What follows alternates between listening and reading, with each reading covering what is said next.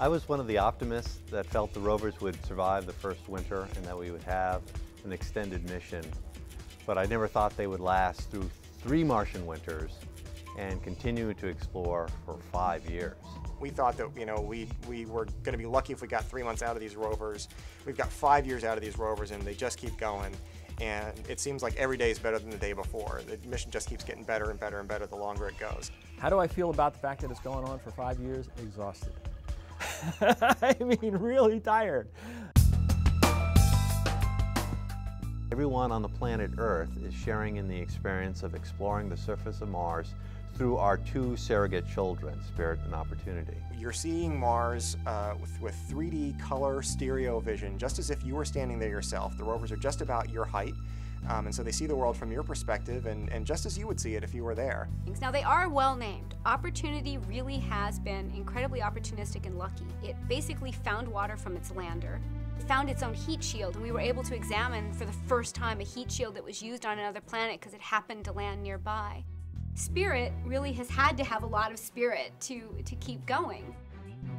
When we're hit by dust storms, we get cleaned off, and that's what's enabled the rover to survive this long. When we broke the right front wheel, we've made one of the major scientific discoveries. By dragging this wheel behind us, we're digging this trench, and we're seeing what's under the surface, and what we're finding everywhere we look are these salts and minerals like silica and sulfur that had to have been put there by hot water.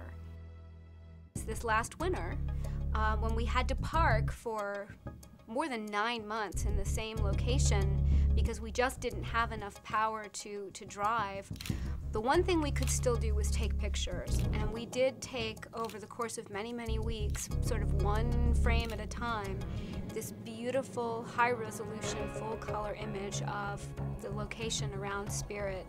And it's one of the most detailed, highest resolution images we've ever taken from the ground.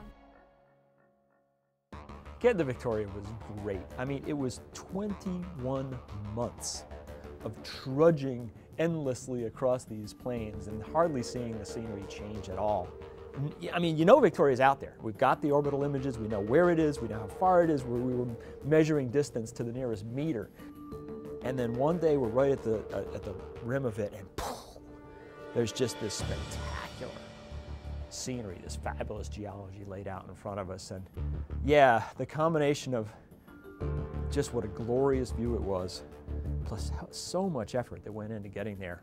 Pulling up to the rim of Victoria was, to me, one of the really special moments in the whole mission. One of the most memorable and poetic images from the entire mission is an image that Spirit took of the Earth. It was the very first picture that has ever been taken of the Earth from the surface of another planet. Earth is the evening star. Mars is such a complicated place, and these are such capable vehicles, that there will never come a time when we're done. Regardless of when this mission ends, whether it's tomorrow or 5 years from now, there's always going to be some wonderful, tantalizing thing just beyond our reach that we didn't quite get to.